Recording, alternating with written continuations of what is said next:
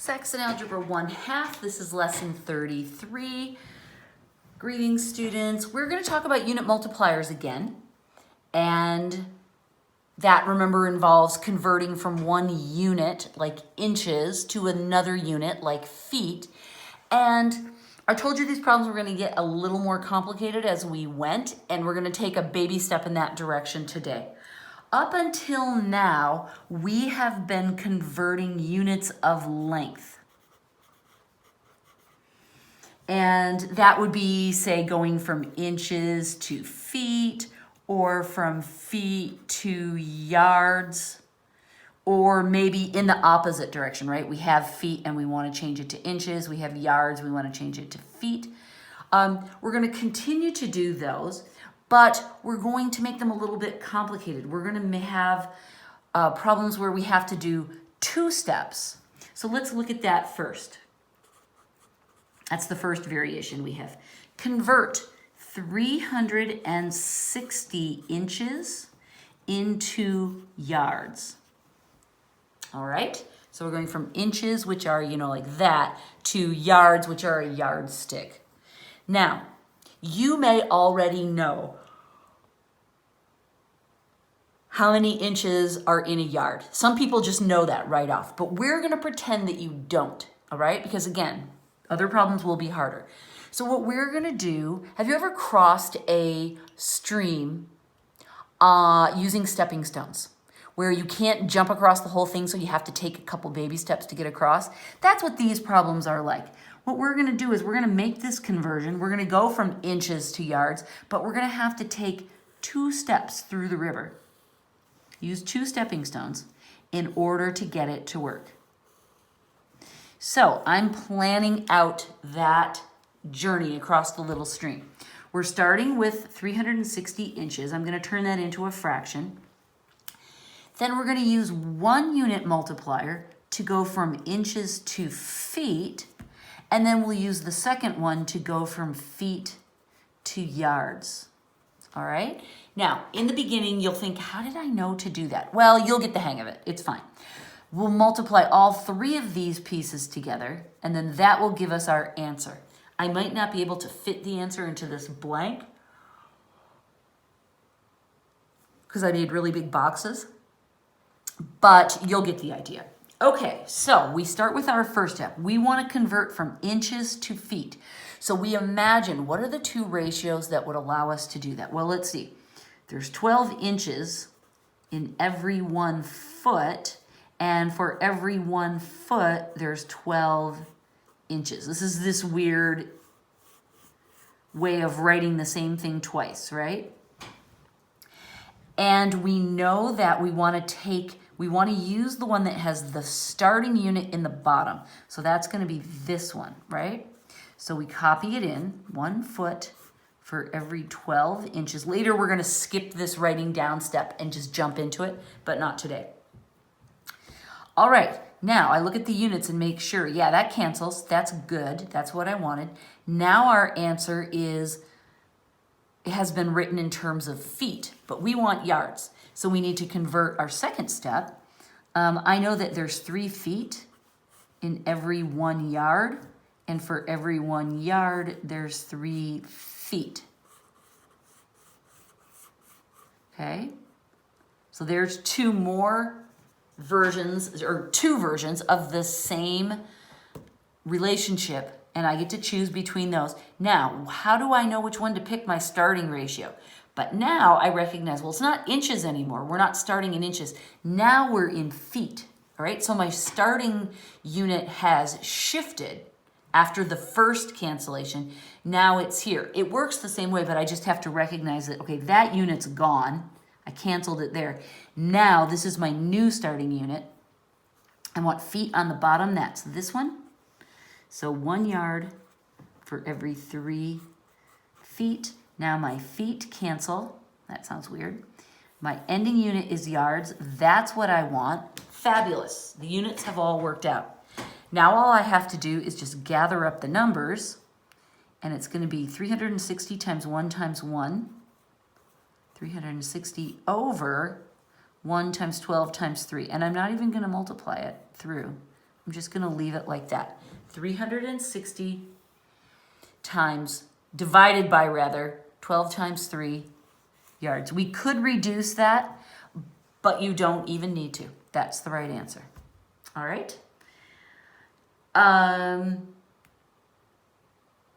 Beautiful. So there's the first one. This is an example where we needed 2 steps to cross the river, and we did it. The next example is going to be very similar to that. Use 2-unit multipliers. See, sometimes John just tells you right in the problem how many multipliers you'll need. It's so nice of him, right? It's very helpful. To convert 1.4 kilometers into centimeters. Okay, and he tells us we're going to need 2, so I'm going to write them in. Now, remember that, and I'm going to put this over 1, and I'm going to put dots to remind myself I'm multiplying all of that, okay? This one I spread out. This one I'm squishing a little bit more. Remember that we have this chart back here that helps us remember how the metric system works. And what I want you to remember is that these are all the ones bigger than a meter, and these are all the ones smaller than a meter. So when we're trying to convert back and forth between some of these units, it helps if we go to meters first. Whether we're smaller, we go up to meters and then we go bigger, or if we're bigger, we go down to meters and then go smaller. But we very often want to use meters as a mid-step, as a stepping stone, if you will, along the way. So we're going to do that. In our first step, we're going to go from kilometers to meters. And then in our next step, we're going to go from meters to centimeters. In English units, we just kind of have to logic out how to get from inches to yards, say. But that's okay because we're a little more familiar with this one. At least most of us are. I can't speak for, I guess you guys have all been in the US. When we have people like Caleb Saborin, Abby Saborin, Eli Trevino, we have to be patient with them because they've lived in Asia for a long time, and in Asia they use symmetrics. So, all right, so this is our plan. So we're going to go back now and we're going to start filling in kilometers to meters. Well, let's see. We know that kilometers are big, right? For every 1 kilometer, it's 1,000 meters. And again, that we can find that in our chart if we don't remember it. And then we can write that upside down. For every 1,000 meters, we need 1 kilometer. Okay, so that's the first pair of units. We need to know which one we want to use. We're starting with kilometers. That goes on the bottom, so we'll want this one. You guys, I don't plan it to always be the second one, but that's how it's worked out in this problem, or this page so far. So for every 1,000 meters, we have 1 kilometer, and now the units cancel, and now we're in meters. That's now our new starting unit, right? Kilometers is gone.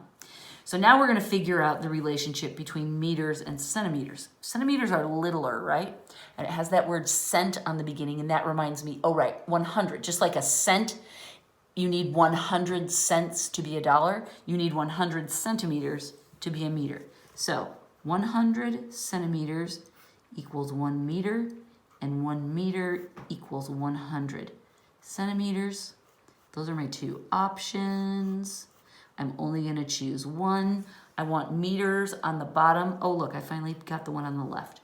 So I want 100 centimeters for every 1 meter. And then I can cancel those. Yay. And then I double check. My new unit matches what I want my answer to be in. So, yay, that means I'm done. Now all I have to do is gather up these numbers. 1.4 is my original number, times 1,000 times 100. And while we don't worry about doing the calculations for the English ones because it involves crazier numbers, this is just decimaling, right? We can do this. What this tells us is that we need to make this original number bigger by 1, 2, 3, 4, 5 zeros, or 1, 2, 3, 4, 5 jumps of our decimal place. So I'm going to write 1.4, where I have more room. 1, 2, 3, 4, 5. One jump for every decimal place, or every zero rather, sorry. And that gives me 1,000, or 140,000 centimeters. All right, so we can simplify the metric system problems quite nicely. That's the correct answer. All right, yay, flipping. All right, let's do one more of these before we switch topics ever so slightly. Use 2 unit multipliers to convert 24 miles to inches. Well, I don't know how many inches are in a mile. I know how many feet are in a mile though, so that tells me, all right, let's do this. Let's go from miles to feet, and then we'll go from feet to inches.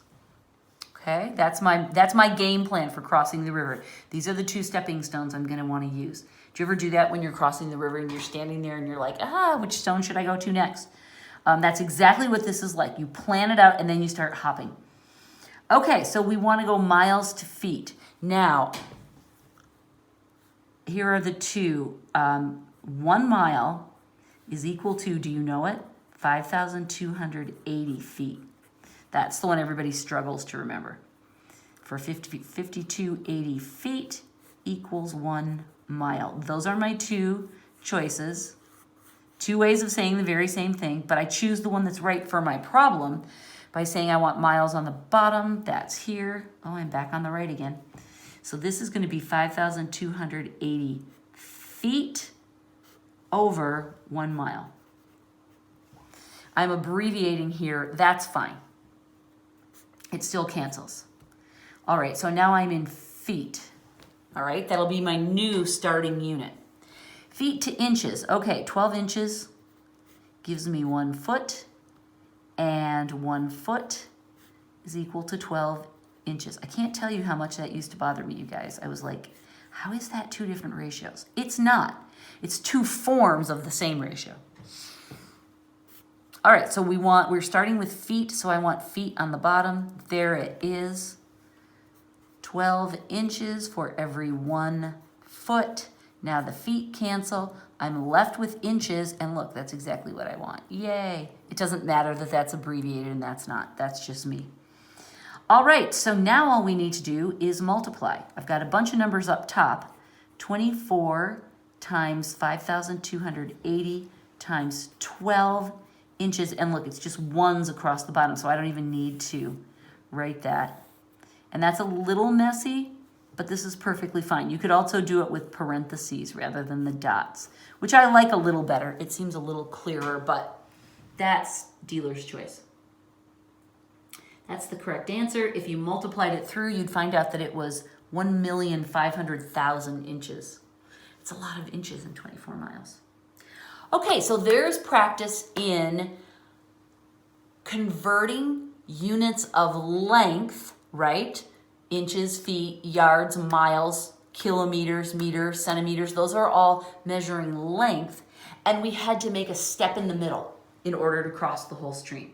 This style of problem is also going to have 2 unit multipliers, but for a different reason. And what I want you to do is imagine that you were buying a piece of cloth. It's bigger than this, all right? And it was in feet. Okay? But your pattern called for inches. And so in the store, you have to figure out, okay, well, if I know how many inches I need, then how many feet do I need? Well, you would have to change this one to inches, and you would have to change this one to inches, right? You would have to change both dimensions to your new unit. And so that means that when we are converting areas, like a piece of fabric, that have 2 dimensions, we have to use 2 unit multipliers, okay? So when we're converting length, That is one-dimensional, and so we only need 1 unit multiplier, unless we have to just double step it like that. But when we're converting area, that's 2-dimensional, and we will always need 2 unit multipliers, okay? Because we have to convert each dimension. So you can imagine what's going to happen when we get to volume, which is a 3-dimensional object. You know what we're going to have to do? We're going to have to use 3 unit multipliers. And what if each unit multiplier has 2 parts to it, like that? That means we're going to need 6 unit multipliers. And so on and so on. It gets really crazy when you get up to the 3 dimensions. But right now we're starting this. We're going to start the area style. And I have 3 of these problems. Example 33.4. That's the general thing. Use 2 unit multipliers to convert 2 square feet to square inches. Okay, so we have 4 square feet. Now, square feet we can write like this. Instead of writing like with the exponent of the 2 up there like I normally would, I'm going to write feet twice, and I'll show you why in a minute. You'll understand. And we want to convert it to square inches, and I'm going to write that as inches, inches here. I'm going to write out the abbreviation twice. Instead of putting the little square up there, you'll see why. Okay, we know we need to use 2 unit multipliers, so I'll go ahead and draw in my boxes. Multiplying all that together, we'll get our number over there, 1. Okay, how do we go from feet to inches? Oh, okay, 1 foot is 12 inches, right? And 12 inches for every 1 foot. Now, we only need 1 unit multiplier to cross this stream, right? Just 1 stone in the middle is all we're going to need. The only reason we have to use 2 unit multipliers is because this is a conversion of area. So it's 2-dimensional, so we have to use at least 2 minimum. I'm going to put that there to remind you this is the minimum that you need to use. All right, so watch what happens. Feet are on the top, so I want feet on the bottom. That's this one. So what I'm going to do is I'm going to write the same thing in both boxes. I'm going to use the same multiplier twice. It always works like that. We'll never mix it up. We'll always use the same one twice. Now, let's cancel our units and see what happens. This cancels this one, and this cancels this one. By writing it out as the square and writing foot twice, it allows me to cancel and see what I'm doing better. All right, I can keep track of my units better if I write them out like this. That's going to leave me with square inches, and that's exactly what I want in my answer. Okay? I can keep track of my units if I write them out distinctly like this instead of using shorthand like that. Because then what do I cancel? It's harder to do. So I would rather write it like this, and then I can easily cancel and make sure I've done it right. All right, so we've canceled both of our feet. Ouch, that was painful. And now we're left with square inches. Yay, that's what we want. And so our answer is 4 times 12 times 12 inches squared. You do not need to multiply that out. Even if John does in the answer, don't worry about it. This is fine. If you wanted to write it like this,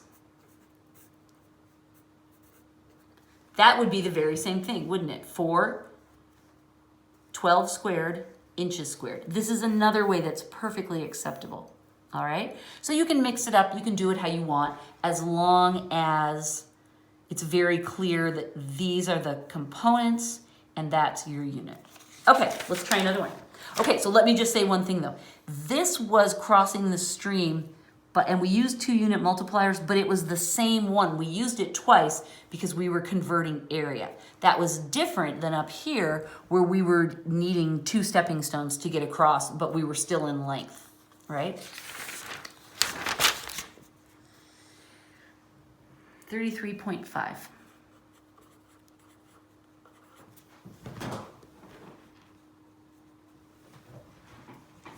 Use 2 unit multipliers to convert 4 square meters.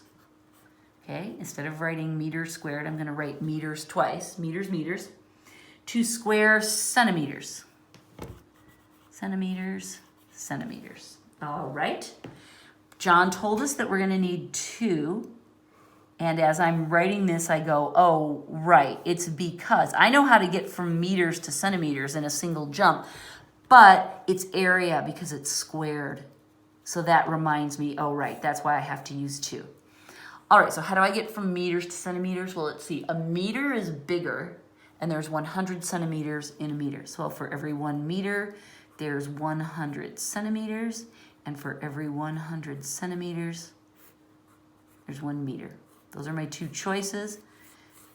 This is a conversion of area. Again, I know that because it told me it was squares. And so these are going to be the same unit multiplier, just used twice. Meters on the top, meters on the bottom. You are the one I like. 100. Sometimes I make my boxes too little and I kind of write it like that. Over 1 meter, and then I have to do it again.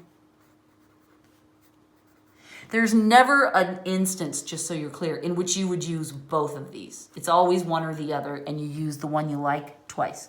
Because meters, meters, meters, meters. Yay, it all canceled now, right?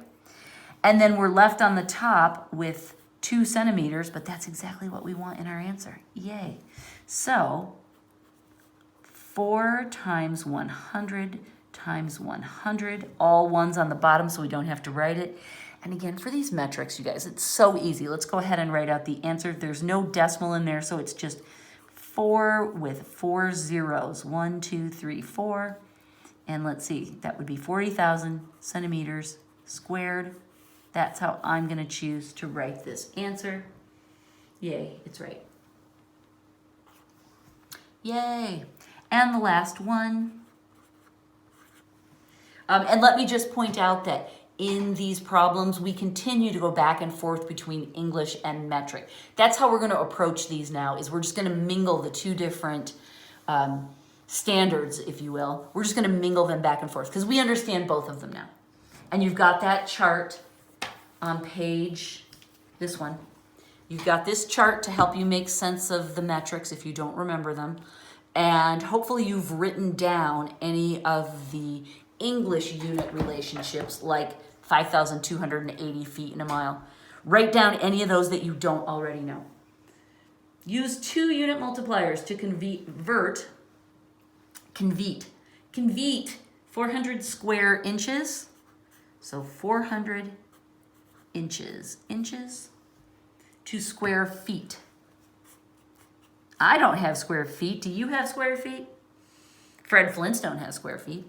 Okay, he tells us we're going to need 2.